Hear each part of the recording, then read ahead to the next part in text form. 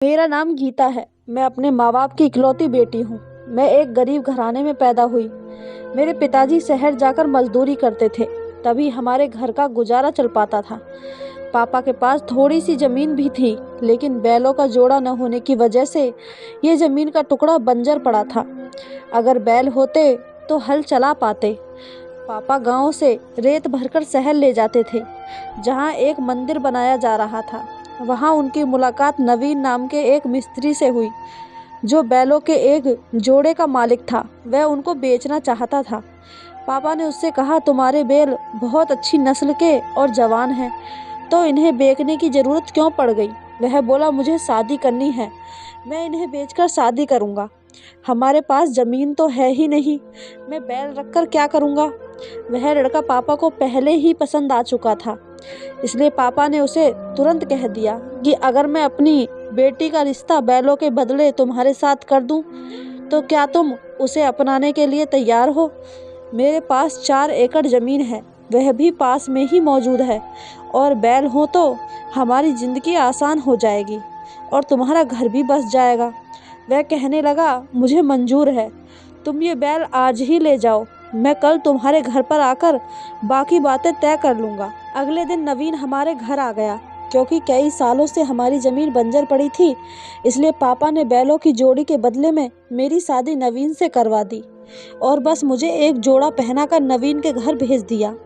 शादी के अगले दिन ही पापा कहने लगे, बेटी चली गई है और घर में बैलों का जोड़ा भी आ गया, अब बिल्कुल भी बुरा नहीं है। लेकिन जब उन बैलों के गले में घंटी बजती तो मेरी माँ को उन घंटों की आवाज़ मेरी याद दिलाती थी। यहाँ तक कि कभी कभी तो उसकी आंखों से आंसू टपक पड़ते थे। मगर पापा इस सौदे से बहुत खुश थे। फिर एक दिन वो बोले, 2 सालों से कुएं में एक बूंद भी पानी बाहर नहीं निकाला गया, इसलिए वीरान पड़ा है। अब बैल हाथ आए हैं तो अब कुएं में पानी खत्म हो गया, लेकिन शायद बैल आ गए हैं तो सब सही हो जाएगा। बस अब इन्हें सर्दी से बचाना है, वरना हम इनसे हाथ ना धो बैठें। यूं ही दिन गुजरने लगे। मैं ससुराल में बहुत खुश थी और मैं खुशकिस्मत हूँ कि मुझे नवीन जैसा कमाऊ और संस्कारी पति मिला है। वह मेरे दुख सुख में मेरा साथ देता है। मैं उसे पाकर बहुत खुश थी, वह भी मुझे पाकर बहुत खुश था। एक दिन वो कहने लगा, तेरे जैसी पत्नी 2 बैलों के बदले में मिल गई। मैंने बड़े फायदे का सौदा किया है। बैलों में क्या रखा है, तू हंसती है, मुस्कुराती है, मेरा ख्याल रखती है। तुम मेरे लिए किसी दौलत से कम नहीं हो। ऊपर वाला हमारी जोड़ी हमेशा बनाए रखे, बस उम्र भर हम साथ रहें। उसे मुझसे बहुत लगाव था और वह मेरी बहुत कद्र करता था। अपने गांव में उसने मेरे लिए पक्का और खूबसूरत घर बनवाया। उस घर में मेरे अलावा मेरी सास, ससुर और मेरे 2 देवर और एक जेठ जी भी रहते थे। वह भी कमाऊ थे। मतलब ये कि बहुत ही खुशहाल घराना था और शहर भी उनके गांव के नज़दीक था। यह घर इतना बड़ा नहीं था, पर मुझे यहाँ आकर ज़िंदगी का सुख और हर खुशी मिल गई थी। पति अच्छा हो, प्यार करने वाला हो तो औरत को और क्या चाहिए। ऊपर वाले ने हमें 2 बच्चे दिए। हम बहुत खुश थे कि अचानक मेरी ज़िंदगी में भूचाल आ गया। वक्त ने करवट ली, हमारे हालात ही बदल गए। एक दिन मैं अपने बच्चों को झूला झुला रही थी कि अचानक छोटा देवर भागता हुआ आया और बोला, भाभी गजब हो गया। भाई और तुम्हारे माता पिता काम से शहर जा रहे थे कि अचानक एक ट्रक से उनका एक्सीडेंट हो गया और वे वही मौके पर इस दुनिया से चले गए।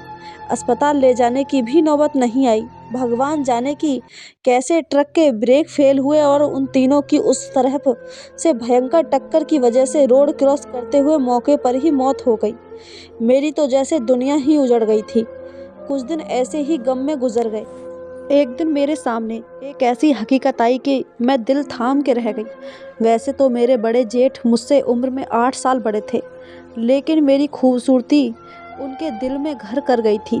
मैं रो रो कर उम्मीद भरी नज़रों से कभी सास ससुर को और कभी देवर की ओर देखती। देवर की पत्नी भी इस दुनिया से बहुत पहले ही जा चुकी थी। मेरे देवर ने कहा, माँ गीता भाभी को कहीं धक्के खाने की ज़रूरत नहीं है। इनको इस घर में प्यार है और इनके 2 मासूम बच्चे भी हैं। पूछ लो, अगर चाहती हो तो मैं इनसे शादी कर लूँगा। बेचारी दर बदर न भटकें और ना ही अपने बच्चों से अलग हों। जब ये बात मेरे सामने आई तो यह सुनकर मेरे दिल को सुकून मिल गया और बच्चों से दूर होने का डर भी खत्म हो गया। घर और बच्चों की खातिर मैंने अपने देवर से शादी करने की हामी भर ली, मगर मेरे जेठ को ये बात बिल्कुल भी पसंद न आई। उसकी गंदी सोच थी, वो मुझसे अपने जिस्म की हवस पूरी करना चाहता था।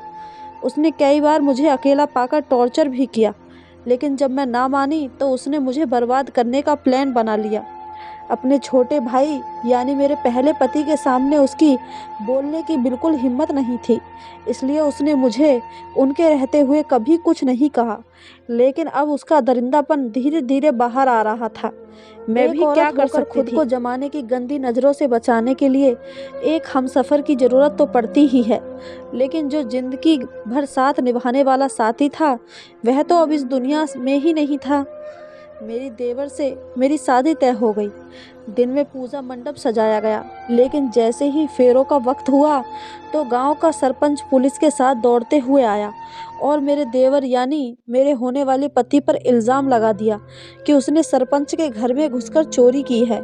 यह इल्ज़ाम सही था या गलत, ये तो कोर्ट तय करेगा, लेकिन फ़िलहाल उसको जेल जाना था, क्योंकि ये इल्ज़ाम गांव के ऐसे आदमी ने लगाया था कि पुलिस भी उसकी मुट्ठी में थी। देवर के जेल जाने के बाद जेठ ने तुरंत अपना सर उठा लिया। उन्होंने कहा, अब जमींदार का जुर्माना भरकर ही भाई को रिहा कर सकेंगे, मगर पैसे कहाँ से आएंगे? उसकी नज़र तो पहले से ही मुझ पर थी। फिर उसने अपनी माँ से आहिस्ता से कहा कि मेरी एक आदमी से बात हो गई है, उसने गीता को 50,000 रुपये के बदले खरीदने की हामी भरी है। 50,000 सरपंच को देंगे तो भाई जेल से बाहर आ सकता है। ये तय हो गया और दोनों माँ बेटा मेरे पास आए और कहा, गीता तैयार हो जाओ, आज तुम्हें मौसी के घर जाना है। मैंने मना किया तो वो कहने लगे कि आज पुलिस आएगी तो तुम्हारा घर में रहना ठीक नहीं है, कहीं तुम्हें गिरफ्तार करके ना ले जाए। मैंने कहा, मुझे क्यों गिरफ्तार करेगी, भला मेरा क्या कसूर है? उन्होंने कहा, पुलिस गरीब की बेबसी देखती है, उसका कसूर नहीं। अब हमारी इज्जत पुलिस वालों के हाथ में है। मैं बेचारी भी उनके डराने से जाने के लिए राजी हो गई। मैंने उनसे कहा, बच्चों को भी साथ ले चलो। बोले, नहीं, उन्हें यहीं रहने दो, वहाँ मौसी तंग हो जाएंगी। जब मैं अकेले चलने लगी तो मेरा दिल ज़ोर ज़ोर से धड़कने लगा, लेकिन मैं कर भी क्या सकती थी, उनके कब्ज़े में जो थी।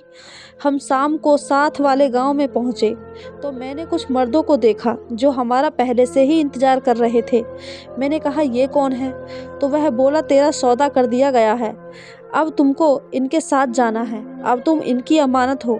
अगर हम सरपंच का जुर्माना नहीं देंगे तो वह हम सबको अंदर करवा देगा। मैंने कहा, जालिमो, मेरे बच्चों का तो सोचा होता। वह बोला, तुम बेफिक्र हो जाओ, वह हमारे भी बच्चे हैं, उन्हें कोई तकलीफ़ नहीं होगी, अब तुम जाओ। यह सुनकर मैं रोने लगी। मैं अपने जेठ के पाँव में पड़ गई। मुझे भी ले चलो, मैं मेहनत करके तुम लोगों को पैसे दे दूंगी। मगर उस जालिम ने मेरी एक न सुनी और मुझे उनके हवाले करके चला गया। मैं बिलख बिलख कर रोने लगी, लेकिन उसे मुझ पर कोई रहम न आया और जल्दी से मुझसे पाँव छुड़ाकर चला गया। तभी खरीदार कहने लगा, गीता तुम रो मत, मैं तुम्हें कोई तकलीफ़ नहीं दूंगा। मैं पहले ही जानता था कि तुम्हारा ये जेठ बहुत शातिर है, इसलिए मैंने तुम्हें खरीदने की हामी भर ली थी, ताकि तुम्हारा जेठ किसी और के पास तुम्हारा सौदा करने ना जा सके और तुम्हारी ज़िंदगी बर्बाद होने से बच जाए। मैंने उसे गुस्से से कहा, तुम तकलीफ़ दो या ना दो, मेरी तकलीफ़ दूर नहीं हो सकती, क्योंकि मेरे 2 छोटे छोटे बच्चे हैं। मेरा छोटा बेटा अभी बस 9 महीने का है। लेकिन वो कहने लगा, अब क्या कर सकते हैं, होता वही है जो किस्मत में लिखा है। अगर तू चाहती है कि तेरा जेठ तेरा सौदा कहीं और कर दे तो तू चली जा वापस, तू आज़ाद है, मैं तुझे नहीं रोकूंगा। लेकिन एक बात याद रखना, तुम्हारा अब कोई सहारा नहीं है। माँ बाप और तुम्हारा पति अखिल पहले ही दुनिया छोड़कर जा चुके हैं और अब तुम्हारा होने वाला पति भी हवालात में है। तुम्हारा जेठ मौका पाकर तुम्हें फिर से बेचने की कोशिश करेगा और ज़रूरी नहीं है कि तुम्हें दोबारा कोई अच्छा इंसान मिल सके। तुम अब सुरक्षित हाथों में हो। बेहतर यही रहेगा कि मुझसे शादी करके आराम से बाकी की ज़िंदगी गुजार लो। रोने धोने का कोई फ़ायदा नहीं है। उसने मुझे समझा बुझाकर तैयार कर लिया। मैं मजबूर थी। कहाँ जाती। फिर हमने शादी कर ली। कुछ दिनों के बाद खबर मिली कि मेरे देवर को सरपंच के घर चोरी करने के जुर्म में सजा हो गई। भगवान जाने उन पर लगाया गया ये चोरी का इल्ज़ाम सच था या झूठ, या फिर मेरे देवर को अपने रास्ते से हटाने के लिए इसमें भी मेरे जेठ की ही कोई साजिश थी। क्योंकि मैं अपने देवर को बहुत अच्छी तरीके से जानती थी। उनकी आदत बहुत अच्छी थी। वे चोरी नहीं कर सकते थे, लेकिन गवाहों और झूठे सबूतों के आगे किसी की नहीं चलती है। मैं तो बस अब यही प्रार्थना कर सकती हूँ कि भगवान मेरे देवर को जल्द से जल्द रिहा करा दे और उन्हें एक अच्छी ज़िंदगी दे दे। मैं यहाँ खुश तो नहीं हूँ, लेकिन फिर भी ऊपर वाले का शुक्र अदा करती हूँ कि उसने मेरी ज़िंदगी बर्बाद होने से बचा ली। मेरा खरीदार अब मेरा आखिरी सहारा है। मैं दुआ करती हूँ कि ऊपर वाला उन्हें हमेशा खुश रखे, जिसने मुझे ये नई ज़िंदगी दी है, वरना मेरे जेठ ने तो मुझे बर्बाद करने में कोई कसर नहीं छोड़ी थी। ये तो मेरी अच्छी किस्मत थी कि मेरा खरीदार अच्छा इंसान निकला, जिसकी वजह से मैं दर-बदर भटकने से बच गई। कुछ दिन बाद मेरे खरीदार ने मेरे बच्चों को भी मेरे पास ला दिया। अब मैं बहुत खुश हूँ। दोस्तों, आपको क्या लगता है, क्या वाकई मेरे देवर को चोरी के जुर्म में फंसाने वाला मेरा जेठ ही था? कमेंट करके हमें ज़रूर बताएं। और मुझ पर बीती हुई इस दर्द भरी कहानी के बारे में आपकी क्या राय है, ये भी हमें कमेंट करके ज़रूर बताएं। और कहानी अच्छी लगी हो तो चैनल को सब्सक्राइब, वीडियो को एक लाइक ज़रूर करें। धन्यवाद दोस्तों।